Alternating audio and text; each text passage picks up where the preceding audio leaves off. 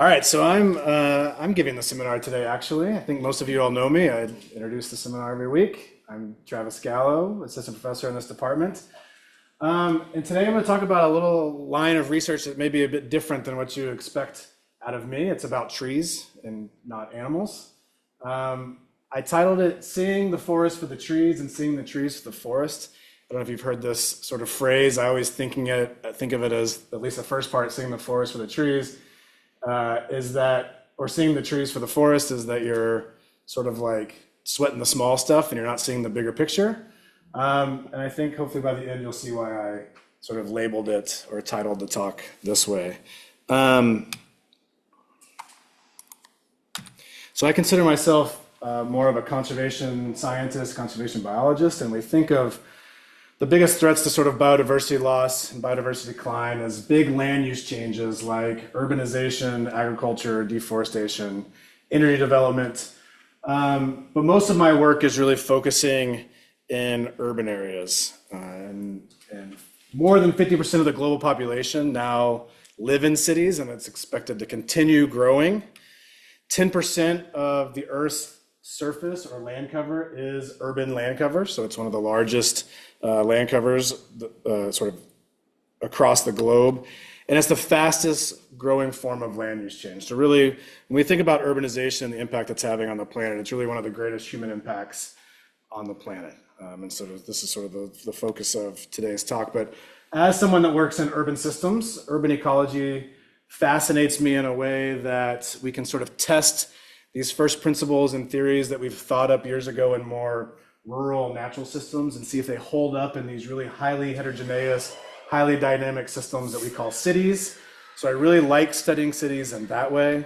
Additionally, as a conservation sort of minded person, the sheer number of people that live in cities, right? More than 50% of the population live in cities. The sheer number of people that live in cities offers us this opportunity to really promote a conservation ethic, right? By getting people connected to the nature around them. So if we can get cities to be more biodiverse, people will interact with that nature, they'll have more access to that nature, they'll understand maybe conservation issues in their own backyard a little better, and that can transcend into thinking about conservation issues that are far away from them, right? Like soil conservation in the African continent or lion conservation, right? So we've got this opportunity in cities to promote biodiversity, get people jazzed about nature, and hopefully that sort of promotes this broader conservation ethic.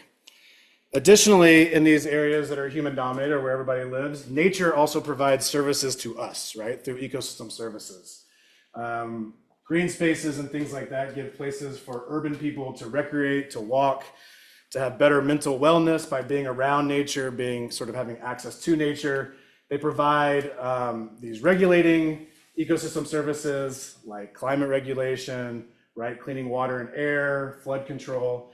So nature, not only are we sort of wanting to conserve nature for the benefit of having nature, but nature is providing these services to us as well, and particularly in these urban areas in that way. So it begs, so I should go back and say, so it's because of these services that nature is providing to urban residents.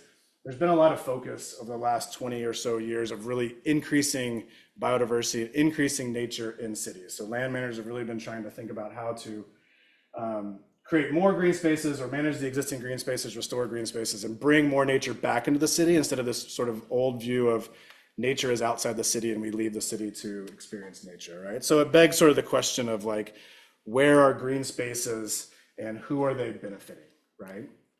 And that's sort of going to be the sort of central tenet of what I'm going to talk about today. And sort of this small line of research has really been inspired and motivated by this paper that came out by my good friend and colleague, Chris Schell. It came out in Science in 2020. And his group really showed that made the case that a lot of ecological and even evolutionary processes that we see in cities are driven by human decisions. And so things that we know drive animal behavior, hydrological cycles, things like that, like environmental pollutants, tree cover, the heat island, right? Where where impervious cover is, where resources are on the landscape. All these things, particularly in cities, are really driven by human decisions, human land use decisions, right?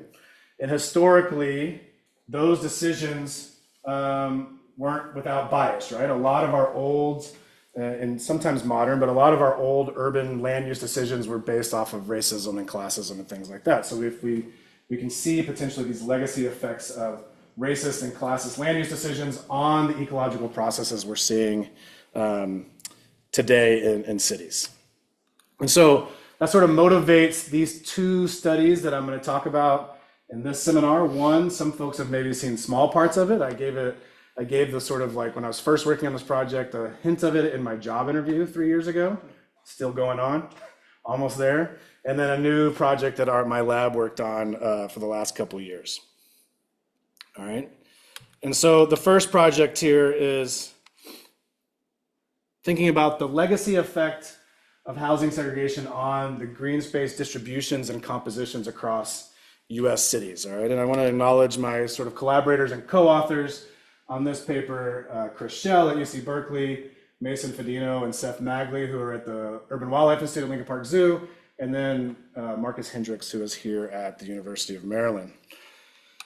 And so I'm going to give a short little brief truncated history of redlining. I think a lot of people in the room probably at this point know what redlining is, but to make sure I don't miss something that will come up downstream in the presentation, I'm just going to give my little spiel. So in the 1930s, coming out of the Great Depression, one of the ways that the US government thought that they could increase wealth in the US, and particularly generational wealth, is to give people these low interest housing loans in order to buy their own property and have houses that they can then carry on or pass down generation to generation. So this was going to sort of an idea that was sponsored by the federal government to increase wealth coming out of the Great Depression. And so the US government hired and kind of took this quasi-government agency, the Homeowner Loan Corporation, paid them to go around the US and evaluate cities or value city neighborhoods for real estate development, right? Across any city that was more than 40,000 people,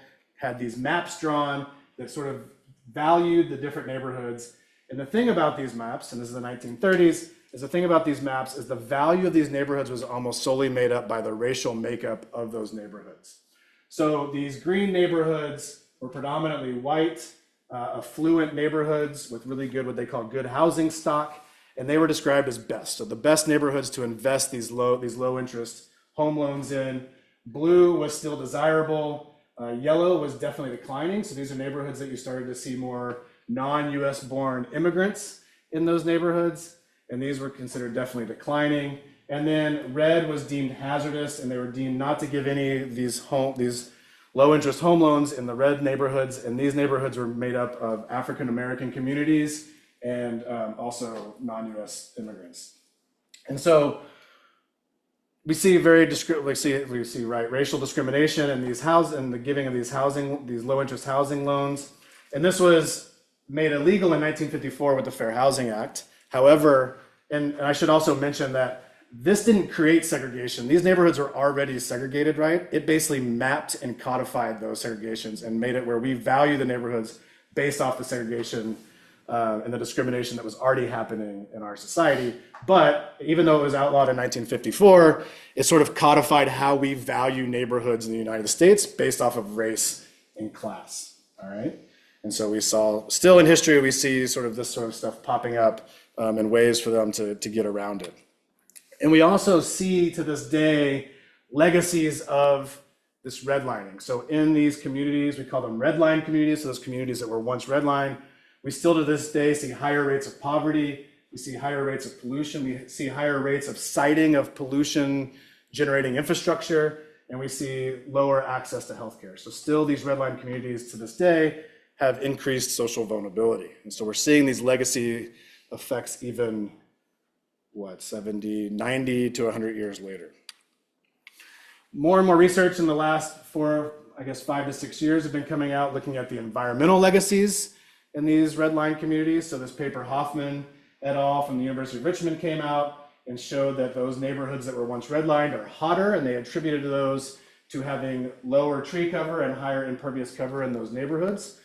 Dexter Locke up in Baltimore, that many of us in the university and our department work with, he had a paper that came out that looked at these 8 cities and looked at fine scale tree cover and found that the rates of tree cover in these cities followed that classification from the Homeowner loan corporations. So green neighborhoods had higher tree cover down to red line neighborhoods having lower tree cover. And then Nordone et al. Found that generally red line neighborhoods were less green by using NDVI as a metric. And some more and more research has been coming out showing the sort of environmental legacy of redlining. So we were interested in maybe some legacy effects on the distribution and sort of composition of green spaces. So why thinking about when I say green spaces in this context, let's think about like patches of forest or urban forest or patches of green space, not just like individual assets of green infrastructure. So why green spaces and not just trees, which people have been studying for the last 5 or 6 years? Green spaces provide that same environmental protection that trees do, but they also provide this sort of access to outdoor recreation for urban residents. They have more complex vegetation than just sort of thinking about urban public trees and things like that, which provides this access to what a lot of research shows that when there's more complex vegetation, people feel like they're in a more authentic experience with nature. So it improves their well-being. And then also they provide a little bit more towards biodiversity conservation. So we wanted to sort of think about like patch level habitat and the sort of distribution of that across cities. So I got ahead of myself. So we wanted to think about the distribution and composition of these urban green spaces as they relate to that historic categorization of those neighborhoods. And we're able to sort of get at this, and why certain studies about 6 years ago really started coming out, looking at the environmental legacies, is because this group out of the University of Richmond has digitized all these homeowner loan corporation maps from 207 cities across the US and made them publicly available through this mapping inequality database. So we were able to leverage this really rich data source that was made publicly available about 6 or 7 years ago. And so how do we connect urban green spaces across the whole entire United States with these digital maps? Well, first off, we used a combination of the 2009 National Land Cover Dataset. This is 30-meter resolution land cover, and we connected it with these digital maps that were publicly available. So I'm going to go through a quick sort of show you quickly how this sort of GIS exercise worked out to get at our sort of final data set. And I'm going to use LA here as an example of how we did this, since we all are probably familiar with LA, right? So we have these digitized polygons of these neighborhoods and their classification. They follow the same color coordination as the historic maps I showed you. We overlaid it on the National Land Cover data set. And I'm going to use an example of this tiny little green neighborhood up here on the top left. If we zoom into this is our green neighborhood overlaid with the NLCD data. And we took anything that was not, urban, high urban development, medium urban development, agriculture, and open water, and we considered it green space. So all these sort of land cover categories that are actual what you would think is habitat, plus developed open space and developed low intensity urban as green space as well, because those cover a lot of green infrastructure in cities. And so we basically said, these are green spaces, and if it's not these categories, then it's not green spaces, and we categorize it as these little patches that now start to show up of green spaces across this neighborhood. And so once we sort of categorize the land cover as green space or not, we calculated some landscape metrics. So we took mean patch size of these green spaces, we took mean core area, patch shape, so perimeter area ratio. If you have a higher perimeter area ratio, you have a green space that's much more like linear or perfectly square, so like less natural in shape. Lower perimeter area is more sort of, irregular and maybe feels like a real habitat patch. We also looked at the proportion of green spaces in a neighborhood, so how much of that neighborhood was actually covered in green spaces, and then effective mesh size, which is sort of a proxy of how connected these green spaces are. So we're interested in how these metrics were sort of influenced by those historic neighborhood categorizations. And we did this for all the polygons in LA, for all the different neighborhoods, and then did it across all the cities that we had maps for in the US. All right. And so before I dive into the results of this analysis, I think it's important to acknowledge that these findings are a matter of health and well-being, and in some cases, life or death for a portion of our society, and not just a transaction of academic ideas and methods. So it's important to keep that in mind as we talk about these sort of things. And so when we look at these spatial patterns of green spaces across the US, we see that on average, those neighborhoods that were once sort of restricted to affluent white residents, the green neighborhoods, had more total green space in them. The green spaces themselves were larger. They had a smaller perimeter area ratio, so more sort of natural, I might say, in shape. And then they were more well-connected than any of the other neighborhood categories. So even using 2019 data, we see that roughly 70, 80, 90 years later, we're still seeing sort of a legacy effect on the distribution, or the distribution and composition of these green spaces sort of still match this categorization. We were also interested to see if these results were influenced in any way by the size of the city. So thinking that as a city grew larger, there might have been decisions made to develop over green spaces or change things like that. And so we put an interaction term in our model to see how city size or population density, which is our x-axis, sort of interacts with these actual categories. And we actually found that in many of these cases, the city size exacerbated these results a bit. So take, for example, patch size here. We see as a city gets larger to the right, we see that the red neighborhoods, yellow and blue, actually lose green spaces. So we have a lot less or a lot smaller green spaces in these larger or more populated cities. That might intuitively make sense. Cities get larger, they need more space for people, they might develop those green spaces so they're getting smaller and smaller. However, in those green neighborhoods, we actually see that green spaces are larger in our more populated cities. So this indicates to us that perhaps in these larger cities, those neighborhoods that were once restricted to affluent white residents still have some sort of power or authority to protect or maintain or even create green spaces when those decisions are being made for urban development. And so that was sort of interesting findings. So the sort of next logical step for us was to say, well, who does this actually affect? So since 1930, we've had a lot of things change in the United States across these neighborhoods. We've had white flight. We've had black migration from the South coming north. We've had a lot of desegregation efforts from the 1970s to the 1990s. And in more modern times, we've had rapid gentrification in some of these neighborhoods. So maybe it's sort of mixed up those demographics of those neighborhoods that are actually being affected by those green space patterns. And the results I'm about to show are already known in the literature, but we decided since we had the data right there in front of us, we could model it also instead of just leaning onto the literature. So what we did was we took this same sort of method of data collection across all these polygons, and within all these polygons, we calculated the total population density, a metric of income, and then population density of white, black, and Hispanic residents in these to see who was sort of still living in these different categorized neighborhoods. And what we found is the majority of people, first off, live in these yellow and blue neighborhoods. So less people live in the green and red neighborhoods. We can probably come up with a bunch of hypotheses of why that might be. But the sort of interesting results to us was we still see that in these green neighborhoods, they have the highest income as of 2020 census data.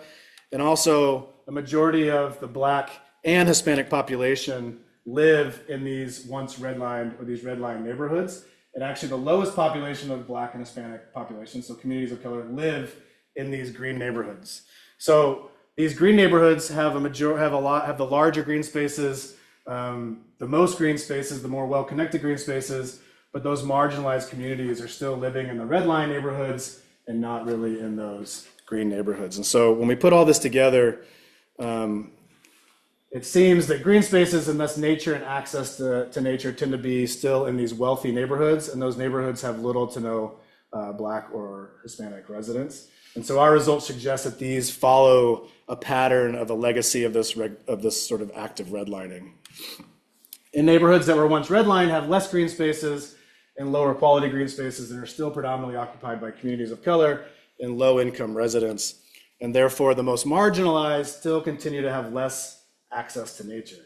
And so in our paper, we sort of call on this idea of justice-centered green space planning, which a lot of environmental justice scholars have been calling for. But when we're thinking about planning and creating and restoring green spaces in cities, we should prioritize those marginalized groups that have systematically been restricted to those amenities in their city over the last 60 to 70 to maybe over 100 years. So that's this idea of thinking about big, large, continental sort of scale patterns, thinking about trees, but thinking of them about patterns across the US. But now we'll switch and we'll go the other way, and we'll be seeing the trees for the forest, all right? So diving a little bit into more of the specific city-specific example and thinking about a city-specific or a specific green infrastructure asset, and that is public trees.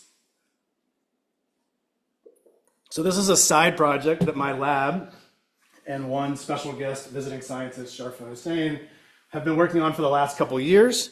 And in good timing, as of yesterday, it was published in Urban Forestry and Urban Greening. So I'm excited. This is like new. I just put this talk together yesterday, so new sort of results of what's been coming out of our lab. And I do also want to give a shout out to the SOAR and SWAG and Candace who runs this program. So Jess Nadler, who is the lead author on this paper, was our undergrad scholar in the summer of 2024 and led this paper. And a big shout out to Dan, who was actually more her technical mentor than I was in this program. So a cool product coming out of the SOAR and SWAG program that Candace ran. All right, and so the sort of central tenet of this project was where are trees and who do they benefit? So sort of similar to the green space idea, but thinking about trees. I don't think I need to talk too much in this room about why trees are good or try to convince you why trees are good, right? They provide a lot of ecosystem services. They provide shade. They help maintain soils. They help clean water and air. Trees are good, right? And we want to do this project in DC, not only because it's in our own backyard, but DC considers themselves a city of trees. They have a whole tree festival around a non-native cherry tree. And DC is explicitly using trees and tree plantings as a climate adaptation and mitigation strategy, all right? And also thinking still on this sort of environmental justice line or angle, DC has a long history of segregation. You can see this from 2020 census data here, that we have our lower income communities are really over in the sort of northeast and southeast of DC, and this directly lines up with our communities of color that are also predominantly in these areas of Washington, DC, and then further lines up with some public health issues like this heat sensitivity index, which is the proportion of population that have some demographics that make them more susceptible to heat-induced illnesses, all right? So long history of segregation in DC. So again, we might ask ourselves, if we're using tree plantings as a climate mitigation and adaptation strategy, where are the trees and where are they being planted? DC also has this really rich data source called the Urban Forestry Trees data set. And it's run by the Department of Transportation in DC. And it is a digital map of every public tree on city property. So every single tree is recorded that is what we consider a public tree. So it's not on private property. And unfortunately, it's not on federal property, which has some big green spaces in DC. You see that there's no trees recorded in like Rock Creek Park. This is the National Arboretum, Boiling Anacostia Joint Base, our Haynes Point and National Mall, right? So we're sort of missing those areas and some big colleges. Like this is sort of the Howard University Armed Forces MedStar complex there. So, but generally we still have roughly 212,000 records in this as of 2024 when we downloaded the data. It's down to species level. They record the health of each individual tree, the DBH, the crown height, the crown health, the crown size, etc. There's 51 variables in this data set. Whether the tree is dead or alive, the year that it was planted, and DDOT and Casey Trees tries to go out and check and update this data for every single tree every 5 years. So a really rich data set that I've been wanting to play with for a long time. So this summer project was an opportunity to do that.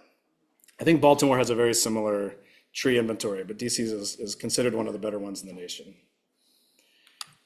And so we wanted to use this data set to work on these two objectives: explore the distribution of public trees as they relate to social ecological variables, and identify location-specific disparities in ecosystem service provisioning that can be addressed through targeted tree planting.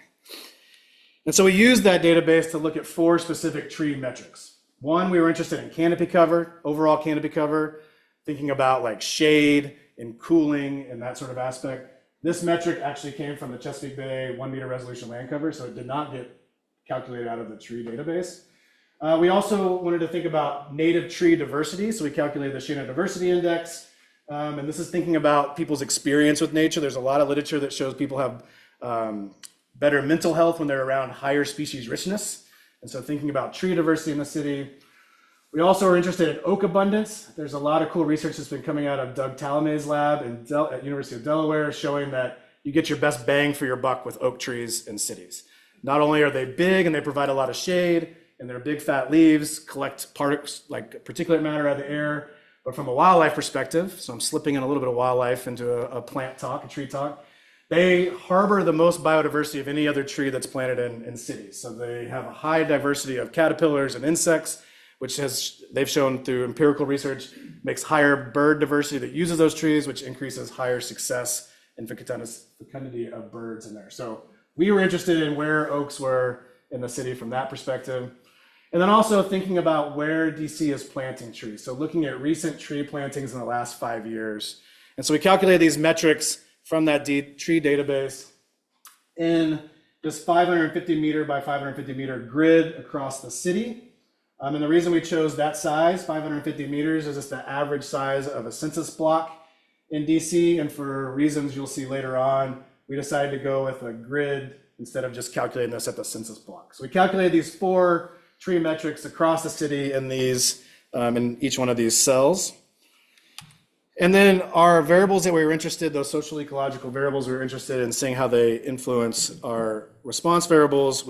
We calculated proportion of impervious cover, commercial and residential building footprint, the proportion of coverage in these cells. So thinking about, is this area more commercial or more residential?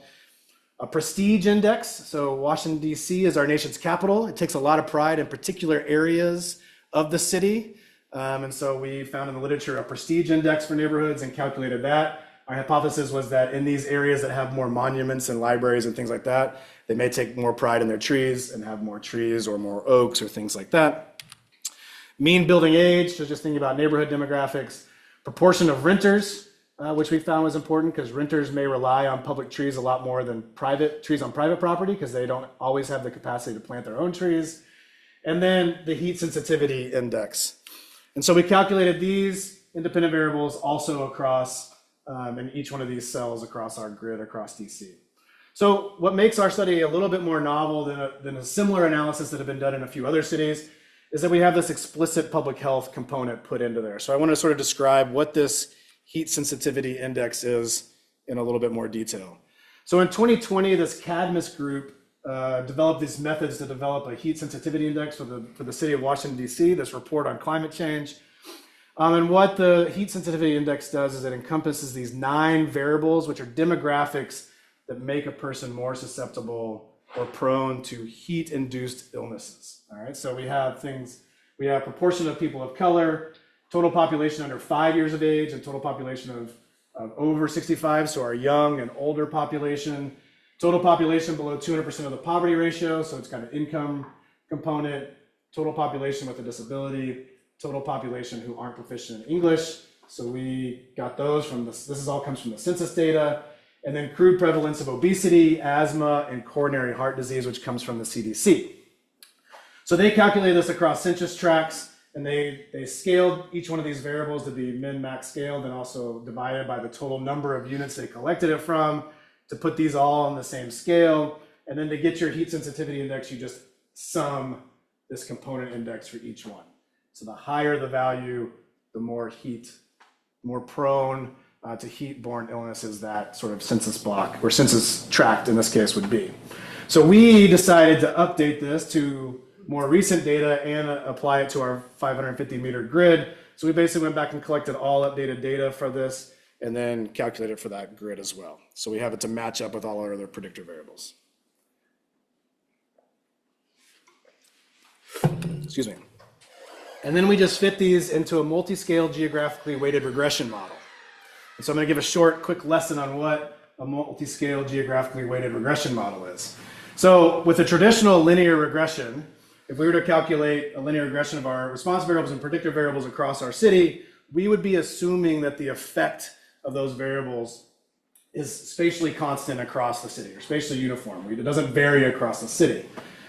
But other people, smarter than me, came up with a geographically weighted regression, which allows us to account for spatial heterogeneity in our effects of those different variables. And the way it does this is it calculates a tiny little linear regression model for each one of these grid cells. It's not really tiny, it's full-size model, but I picture them being tiny because they fit inside these little grid cells. But what it's doing, essentially, it's a very rudimentary description of what it does, is we're fitting individual linear regression models to each one of these grid cells. And the way that it gets information to be able to do that around each individual grid cells is it uses information from its nearest neighbors, right? And so it's using information from nearest neighbors around each one of these grid cells and calculating its own little regression model in there to sort of get at this spatial heterogeneity across, we call it spatial nonconformity across our landscape. And these nearest neighbors actually become important to describe for thinking about how we interpret these models, right? So we're taking information from the nearest neighbors.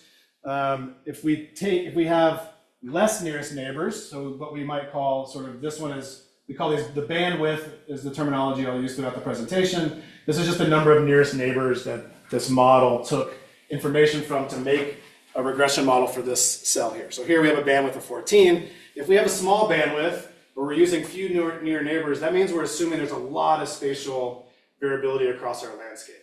And so since things are way different over here, we're not going to use that information. We're just going to use the information close around that cell. On the other end, if we have a large bandwidth and we're taking information from more nearest neighbors, so here we have a bandwidth of 826, we're assuming there's a lot of spatial uniformity across this. So we took information from, we were able to take a lot more information from nearest neighbors to sort of fit that model, all right? And so in a geographically weighted regression, you set these bandwidths based off of your own knowledge of the data or something. But a newish, in the last 4 to 5 years, a new extension, the multi-scale geographically weighted regression came out, which allows the model to sort of figure out these bandwidths for you. So it uses this adaptive iteration process to figure out what is the appropriate size of nearest neighbors to use for your model based off of that spatial nonconformity across your landscape. And it can do this, have a different bandwidth for each individual independent variable. So we can see sort of the effect and its sort of localized effect of each variable, and it can be different, which is sort of the novelty of the multi-scale geographically weighted regression, which is a mouthful to say. So we fit a series of traditional linear regression models and multi-scale geographically weighted regression models to our data. We have our 4 response variables. We have our independent variables here. We fit linear regression models because this is still a relatively new enough method that reviewers kept asking us to prove that it was doing the same thing as a traditional linear regression model is, or that they at least complement each other. And they did. So in our case, the direction of effect and significance of effects for each one of these model coefficients was the same for the linear model and the multi-scale geographically weighted regression model. So I'm just going to show results from the MGWR. And so we're going to see a few of these maps. And so I'm going to walk you through this graph first and then quickly go through some results for the rest of the variables. So if we just look at impervious cover here to sort of get ourselves oriented, we have our grid cell. You see there's a lot of cells missing. If you remember, I said that they don't collect this tree data in like the big federal properties or on large public land like universities and stuff. So we just removed those cells out of our analysis so they didn't bias our analysis. So it's basically the grid cell that you saw before, but now only where tree data was collected. We have our coefficient effect direction. So the cooler colors mean a negative effect. The warmer colors mean a positive effect. And we have our bandwidth. So remember, a smaller bandwidth indicates a lot of spatial unconformities in the data. Larger bandwidths mean it's a little bit more uniform across space. I think that's, yeah, we want to orient ourselves maybe. We got the Anacostia River coming down here, the Potomac going here, in Rock Creek Park here, and this is the National Mall that we kind of see with the White House. So this is sort of downtown DC.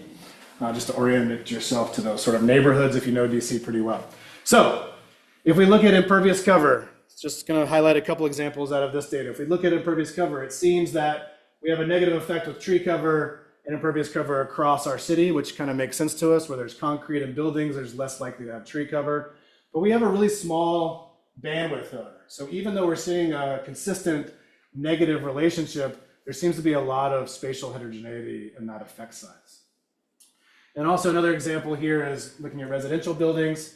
The residential buildings in the linear model actually showed that the residential buildings just had a positive effect with tree cover. And so if we weren't thinking about spatial heterogeneity, we might just assume, oh, in every neighborhood, we're going to have this positive effect. But we actually see a positive effect in some areas and no effect in other areas. That's the other thing I was supposed to point out. The gray hashed out area means that that variable was not significant in the model for those individual cells.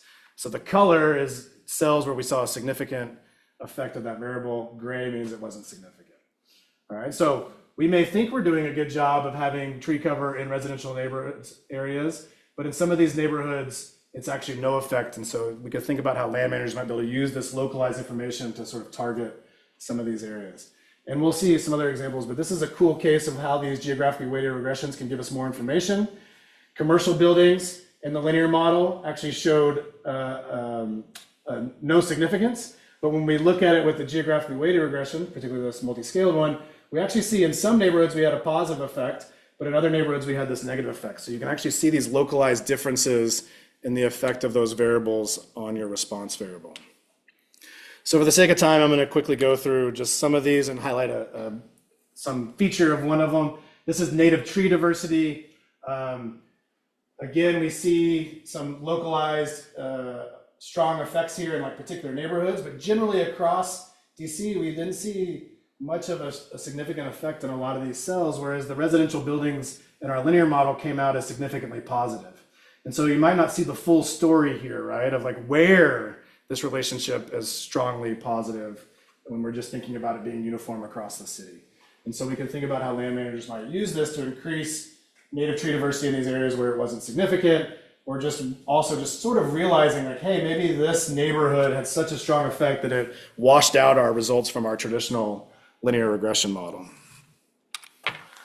Oak abundance, there's a few things you could probably pick out, and I'm happy to share the paper with you if you want to look at these graphs a little bit more in detail. But with impervious cover, we actually saw some areas up in sort of the Northeast had a positive relationship with oak abundance and impervious cover, but then in like older neighborhoods like Capitol Hill and south of Anacostia neighborhood, we saw a negative effect. Or I'm sorry, I'll flip that around. We saw a negative effect up in the Northeast, but in some of these older neighborhoods, we saw a positive effect. So there's some nuances there, right? With like Washington, DC, land use and development that might tell a better story that we can kind of pick out with these localized results. And then the last one is looking at new plantings. The one I want to highlight is this. So this is recent plantings in the last 5 years. And the one thing I want to highlight is this proportion of renters results, because I think this is one of the more interesting findings from an applied perspective. So here we're seeing that in some neighborhoods like Columbia Heights and Shaw and this sort of neighborhood in the Northwest, we have this negative relationship with proportion of renters and new tree plantings. But in some neighborhoods, we actually have a positive relationship. And I think it's important to think about renters when it comes to trees. I kind of already mentioned this, but most renters don't have the ability to plant their own trees on their property, right? If they have a landlord that's not planting trees on their property, these folks really rely on those public trees that are around them for those ecosystem services that are providing. And so this tells us that in some neighborhoods, they're doing good tree planting in areas with lots of renters, but there's other neighborhoods that they're not doing it, right? And so the city of DC, the District of Columbia, and their sort of big partner they work with, Casey Trees, who does all the tree planting, can see a map like this and say, hey, maybe we should actually go, if we're really thinking about renters and planting trees where there's high proportion of renters, maybe we should target these neighborhoods now and prioritize those where we have less new plantings in those neighborhoods, right?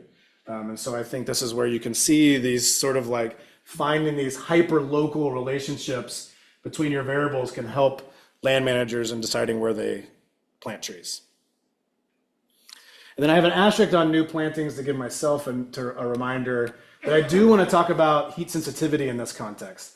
So in all of our other response variables, heat sensitivity came out as a non-significant factor, except for the new plantings.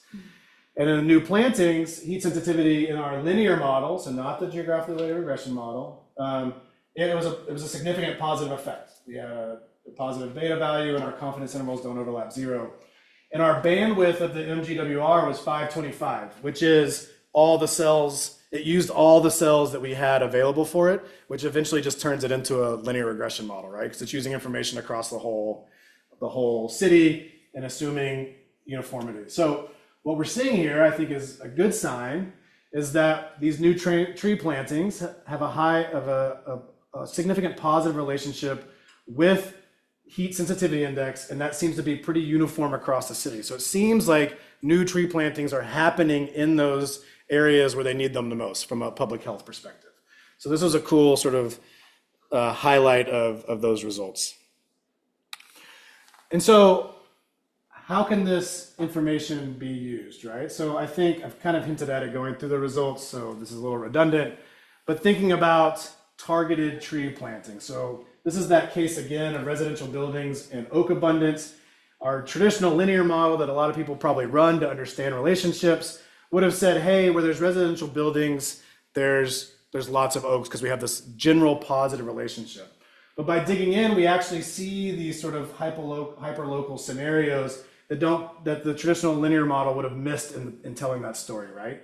We have one neighborhood that has a really strong positive relationship with oak abundance. We have a lot of neighborhoods that don't have that same significance. And so really helping us see the full story of where the distribution of trees are, how those ecosystem services they provide are distributed and provisioned across the city. And then I already sort of gave the case study got ahead of myself and gave the case study for proportion of renters. But this is the cool thing I really like about these geographically weighted regression models, is they can actually show you differing effects, different directions of effects in these like really localized areas, right? That we would miss from a traditional linear regression model. We'd probably see that there was no effect in a linear regression model, but actually we're having these local effects and they can differ in those different ways. And then in this really applied way, DC is planting trees like crazy. They can use this information to say, here's some neighborhoods we should target if targeting high renter populations is one of our priorities. And so we can use it from a very applied perspective. Help us tell the story, also use it from a very applied perspective. So going back to the title of the talk, I hope I've made the point that I think it's important for us to study these sort of large scale, continental scale things to try to find these sort of patterns, large patterns, because those really tell us where we have those systemic inequalities, right? If we're looking across 100 or 200 cities in the United States and finding that red line neighborhoods still have less access to green space, that's a systemic issue that we need to solve as a society, right? But then when we start thinking also about how we're going to actually target that and do things about it, there's going to be situations where we need to think about local nuances and have these very city-specific studies looking at specific assets of green infrastructure. Because as I always say, a city's not just a city. Us living close to Baltimore and DC, we can see that things that happen in Baltimore didn't happen in DC, right? There's a lot of nuances even between those cities that probably drive the ecological aspects of those cities as well. So it's important to think big and think small when we're doing these types of research. And that's what I've got, so I'll take any questions.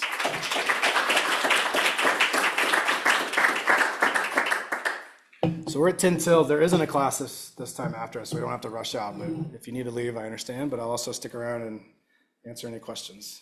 I don't have a question as much as a comment. First, awesome. This is so exciting. Like, really good work. I think that the redlining is super interesting, and I'm guessing we're expecting that paper to be through soon. I submitted minor revisions a few weeks ago, Okay. so hopefully it comes out soon. A suggestion or something I find intriguing, given we live right here, would be a case study with Prince George's County, because it's one of the highest in terms of Black Americans, and it's also one of the wealthiest in terms of Black Americans. And there's redlining throughout PG County. Certainly within the DC edge pretty heavily. Yeah. And so it would be really interesting to kind of look at it the other way and say, we know that there are neighborhoods that are not experiencing this from a socioeconomic standpoint. What does that look like, and what is the history there, given we're right here? So that's like my interesting. Yeah, so a past grad student of mine looked at this area with redlining with mammals using our camera data.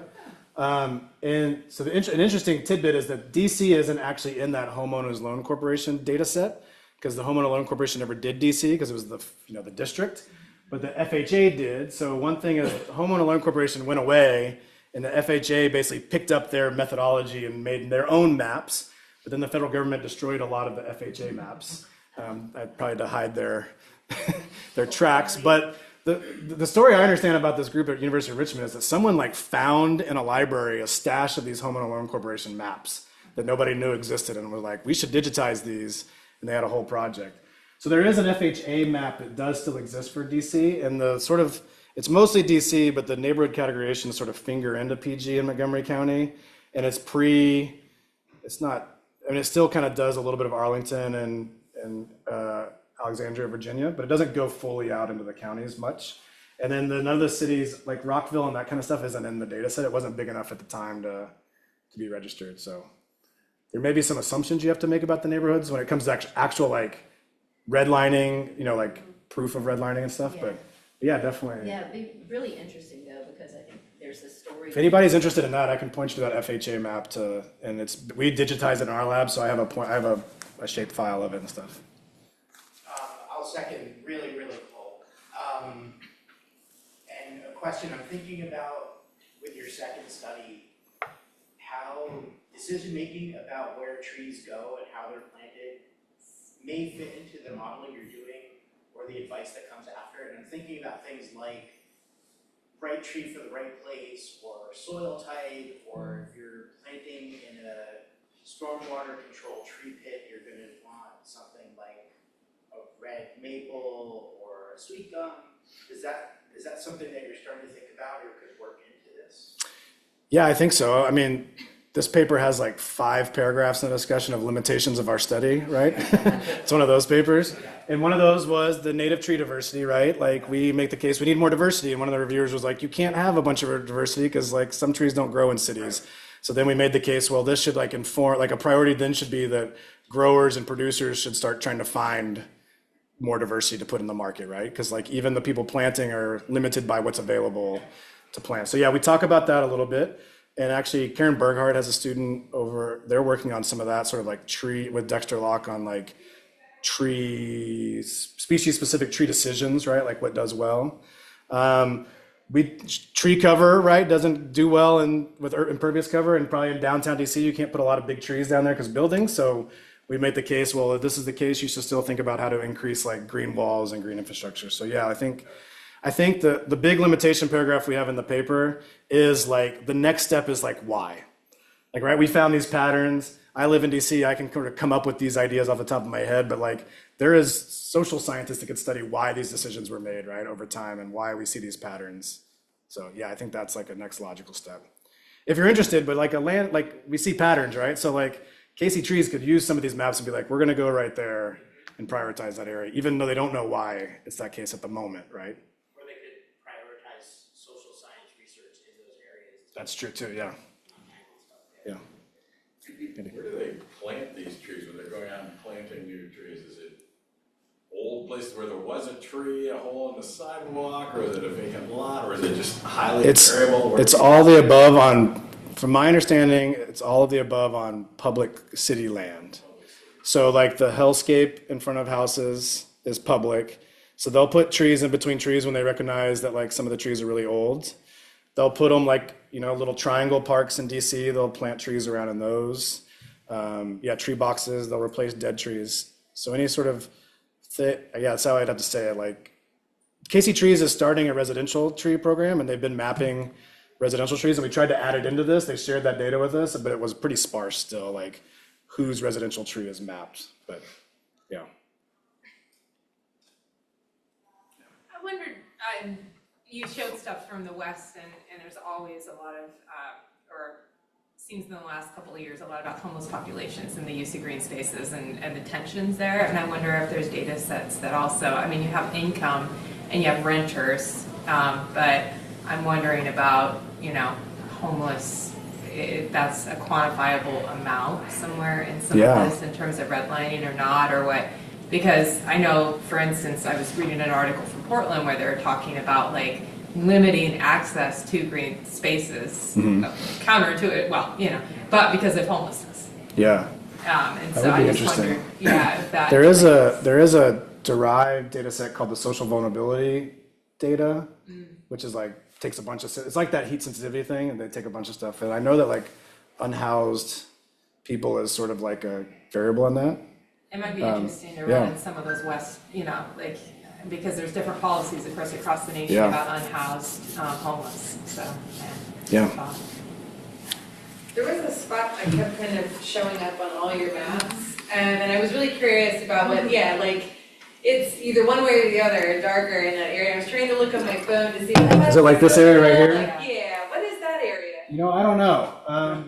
So a reviewer, one of our reviewers clearly knew a lot about DC. So I kind of think they worked for Casey Trees, or they might have worked for the forestry, like the forestry department. They thought that maybe this is, like, there is a lot of up and coming residential development here. Which actually, we made the case in the paper because of the reviewer that this actually could be important from a tree ordinance perspective as well. This is, it's like Trinidad and East, so this is really highly developed around here. This is Arboretum and like a couple big cemeteries. So this is like Trinidad's kind of here and over. So this is like getting rapidly developed over there. And so the reviewer was wondering if like this was a sign that tree ordinances work. Like we require new construction to put trees in, and you have this high rate of new planting in a particular neighborhood that's like rapidly developing. And so maybe tree ordinances are working. So that was kind of one thing. Another thing that we came up in our lab, at least Dan and I, because we both have lived in DC, is Casey Trees' office is like right here. And we wonder if there's like a bias of where they plant trees, because there is like a spot that shows up in a lot of the maps, right? This neighborhood. So When you're saying that area is getting developed, what do you mean developed? this is like the area north of like Union Station down here. So it's like big, The big multi, like housing hundreds of units? housing units, yeah. And so this is new plantings, right? So this could just be a twig they're popping in tree boxes. We didn't really like look and see what it was. So Okay. lots and lots of plantings where there's new development could be a sign that these ordinances that developers have to plant a certain number of trees is actually working, because it's like they're planting trees there. That's sort of what we're thinking. What is new planting, the 5 years or?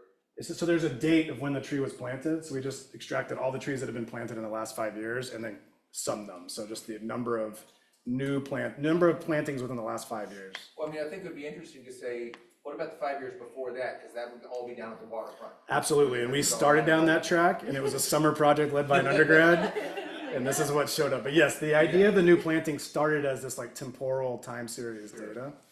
That data set is really rich for those folks that, I know Mitch and I have been talking about potential stuff with students. Did you get any pushback in the first paper about the low-level urban development? Because you're including that in natural space because we're assuming lawn and what have you, and so the low-level urbanization, did anybody push back about that in any way? No, because we made the case pretty quick in the paper of why we chose it, because Right. low level is 40% or less impervious cover, and so it does include parks are in there. Golf courses fall into like open space, but like city parks and stuff do fall into the low level. So as long as the 30 by 30 meter is 40% or less 40% or less. of impervious cover, Okay. then it's low level. So we kind of thought that was like big residential yards that could make intact tree canopy and stuff like that. Okay. Even though people might not have access to it, but yeah.